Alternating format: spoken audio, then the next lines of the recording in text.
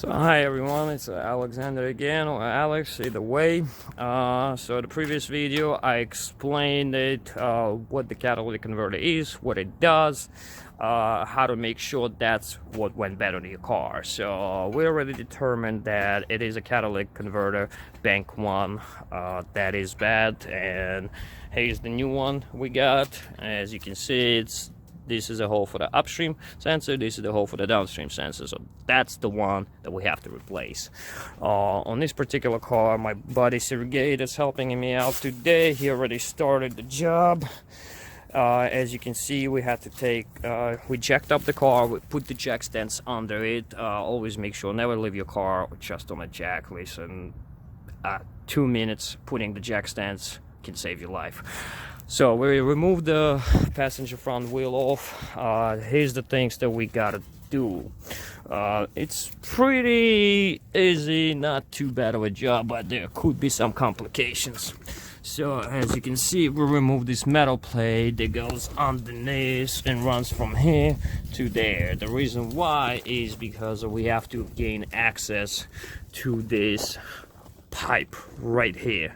It runs from the bank 2 catalytic converter to the bank 1 catalytic converter and further down an exhaust pipe. So we're gonna have to remove this, and I really like how it says, like, all data and stuff, you know what I mean? Oh, just take the bolts off and remove the pipe, right? It sounds like really easy, but sometimes it could be a pretty hard task to do. So I'll give you a couple of tips on what to do. As you can see, these nuts and bolts is not too bad of a condition, you know. I mean, somebody put the muffler seal on them, I don't know why, but overall they're not that bad. But this is what I like to do. Sergey, could you pass me a socket? You know what, I got one up here. There we go. So let's say if this is a 13 millimeters bolt, we'll take like 11 millimeter or 12 millimeter. So it would go like this. So it's not going over the nut, it's going on the nut, right? Then I'll probably take an extension or something like this, hold it like that, and using my second hand, I will smack that extension, which will impact the nut through the socket. What are you doing? You're pretty much trying to shake the nut and break it a little bit loose, because it's probably seized up there, especially if it's been up there for a long time and nobody took it out. So that's a very good trick I learned in 10 years of my experience, and usually it gets 8 out of 10 bolts off that seized up.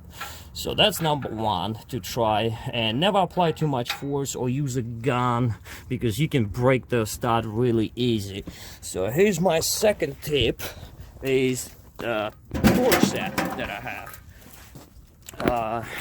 Sorry, it's a little torch set that I purchased, actually used off a guy for 200 bucks. And we got the accelerating bottle and the oxygen bottle.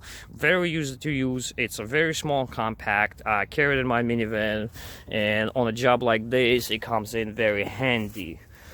Brand new, I think they run about 600 bucks.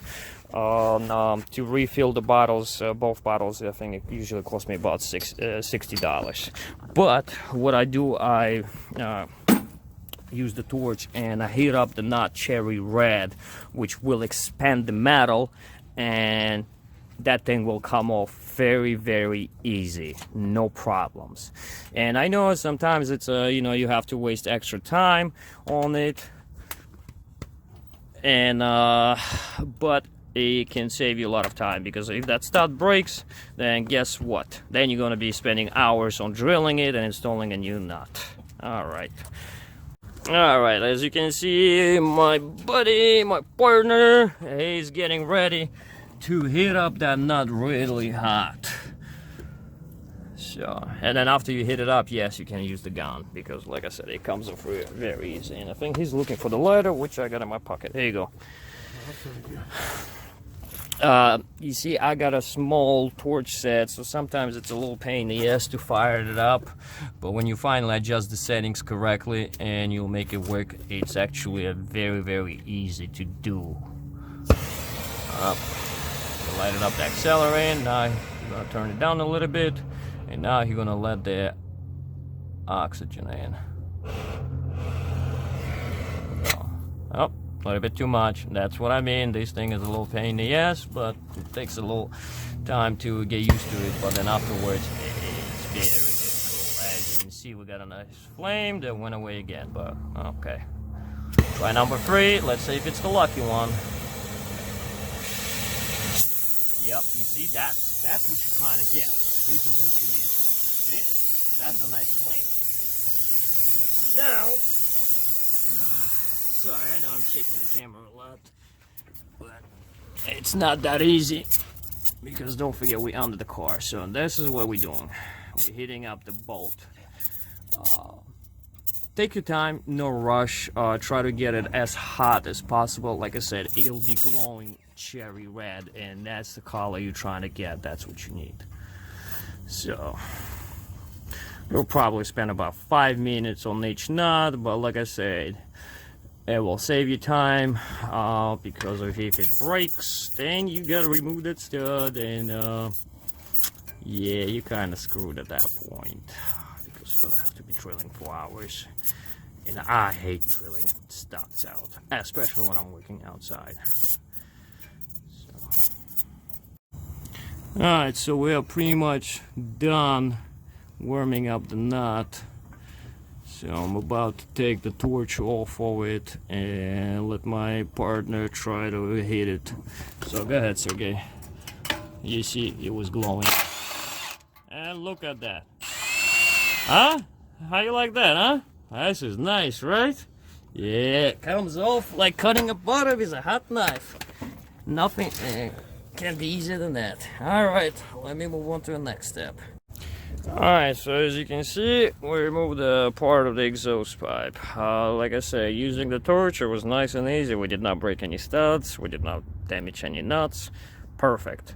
And since I recommended you to use the torch, please be very careful. Very careful, because the torch is very, very hot. Do not point it somewhere where it don't belong, only on the part that you're trying to heat up. Watch out for the wires, and of course yourself. As you can see, in this case, we've been working under the car, so we are holding the torch above us. So what I usually do, I stretch out my hand as far as I can and hold the torch with that hand, and keep the torch away from me as far as possible, because you never know, a little spark can fly off, and if it lands on your skin, it will burn you pretty bad and it will hurt. So please be very careful. Fire extinguisher, I would highly recommend to have a fire extinguisher. Make sure there are no smells of fuel, gas, diesel around the car that you're working with on, and so you don't cause the fire and don't burn down the place and the damn car. But if you burn it down, you ain't gotta fix it. Alright, but anyway, so we got the pipe off. Now, from what I'm saying, our catalytic converter is right there. I'm trying to get you a better shot. Here it is. So we got a few things on the way. I'm not sure about this axle, if we gotta remove it or not, but I definitely would want to remove this metal plate, the heat shield, I believe, and the power steering. Oh no, it's not a power steering, it's probably a oil sending unit. I would unplug that, remove this plate, and I would remove the heat shield around the catalytic converter. As you can see, it has a bolt right up here, which looks pretty bad. It most likely will break, but we'll do our best to save it. And it's probably got one more on the other side and 2 more at the top. So when we do that, I'll probably remove this tire rod as well to give you more space, because the catalytic converter is going to have to come out from there through the wheel well up here. So while my partner is working in the bottom, I climbed up to the top above the engine, and I removed the cover. It's only 4 10mm bolts, which is really easy to remove, and you have to pop off these caps. So I popped off this, the one in the corners. Don't pop these guys off. There is no bolts behind underneath, so just the 4 bolts. Got the cover off, and this is what I'm saying. You see this plug right here? That's the upstream oxygen sensor. Go ahead and unplug that. Hard to do it with one hand, so hold on a second. Let me see if I can put this camera somehow. Well, it's not actually a camera, it's my cell phone. I'm just starting with this thing, so don't judge me too hard, please. Alright, so there's a plastic clip right up here. Oh, sorry. You press on that plastic clip. You press right, so let's say it's connected like this. You press on this plastic right here with one hand, and another hand you just pull these out. That's it. So this wire goes right up there. I don't know if you can see it, but here's the upstream oxygen sensor. I'm not sure yet about removing it or not, but I would definitely break it loose using a socket, oxygen sensor socket. Crack that open, crack that, and there's going to be another oxygen sensor at the bottom. I will crack that for now as well, and we'll decide if we have to remove it or not. Alright, let's continue. Alright guys, so this is what I got for the oxygen sensor, right? There's a toolkit from a Harbor Freight. It's not the best one, but it's 20 bucks, and as you can see, this is the reason why I buy the Harbor Freight, because I'm missing a socket already. Yep, that happens quite often. So that's why you mainly, like, when it comes to extensions, sockets, wrenches, I buy Harbor Freight. But if it's something more serious, like a specialty tools or something like that, like for example this, I purchased from Mac Tools. It's pretty good. It's pretty good. I think it's a 3/8. Yes, but comes very handy. So as far as removing the oxygen sensor, it could be seized up there pretty good, the same way as the nuts on the exhaust system. So how to deal with that, right? I would try one of those sockets first of all, using an extension and a breaker bar, and try to crack it open. A lot of times they will crack open fine, no problems. Sometimes you might gonna have to use like a crowbar and a hammer to tap on the oxygen sensor to shake it a little bit, to break it loose, and then it will come off. Then as far as using a torch, not that great of idea. I had a pretty bad experience as far as when I do heat it up and I try to remove it and it comes off, but it eats up the thread inside of the pipe. And in that case, you will have to either re-thread it or buy the new oxygen sensor. In my case, I got the new cat, which has the hose and a new fancy thread for the oxygen sensor, so I don't really care about damaging the thread inside of the cat, but I am worried about damaging a thread on the oxygen sensor, and I really don't want to break it. So I'm just gonna go ahead and attempt to break it loose by just using a breaker bar. So I'll let you know what happens. Hold on. Alright guys, so I got the breaker bar on, I got the extension on it. Here's the extension, and if you can see, hey, you can see in the middle of the screen, this is the socket. And like I told you, I'm the lucky one, and it broke loose. So now I will attempt to remove it by hand. So I'll remove this, the socket, and the breaker bar. Let me try to get the socket out. Not the best spot, but it's doable. So got that off, and as you can see, it just spins by hand. So got lucky. It was an easy one. And by the way, when you warming up anything on the exhaust system using the torch, and if you have the oxygen sensor nearby to the piece that you're trying to warm up, I would remove the O2 sensor first and then heat up the part that you need to heat up, because of happened before to me. I was trying to remove this exhaust pipe, and I was heating up the bolt, and O2 sensor was very close to it, and what happened is it killed the oxygen sensor. So I fixed one problem, created another one. Customer had to come back, and I had to fix it again, but it wasn't that big deal. I paid for the part. I did not charge him the labor because I knew it was my fault. So he was happy. That's all that matters, as long as the customer is happy. All right, so we're gonna go and move on to the next oxygen sensor. And you know what, since we're up here, I'll show you. There are 4 bolts. I don't know if you can see my hand.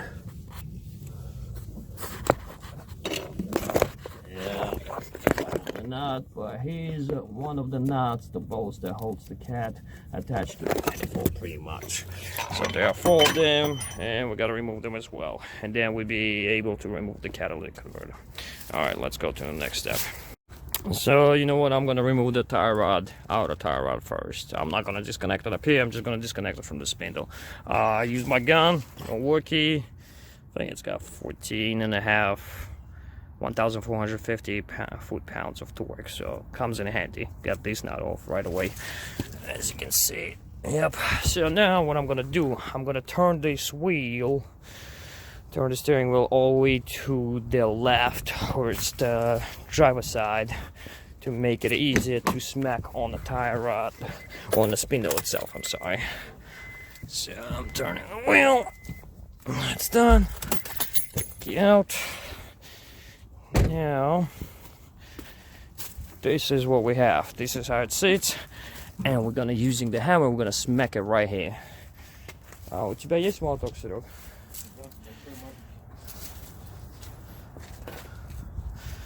I'm waiting for my buddy to give me a hammer so I can show you how easy it is to remove this tie rod without using any kind of specialty tools. Nope, this guy would do the job. That definitely would do the job. By the way, be very careful. Smack it right up here. Don't smack it here. Don't smack it here. Don't smack it from the bottom. You'll damage the thread, then you're screwed. You're gonna have to replace it, and the customer will have to get an alarm. Alright, Sergey, could you film this, please? Просто так держи, я тут сейчас молотком пару раз.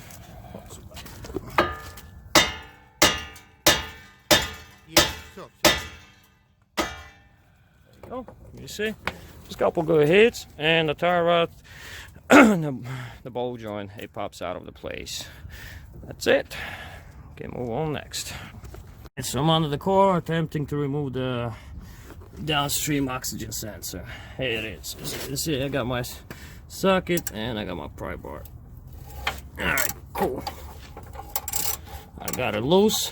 Removing the breaker bar, removing the socket, and here you go. It goes by hand. I'm trying to get you the best view, but gotta hold the phone with one hand and film and work with another.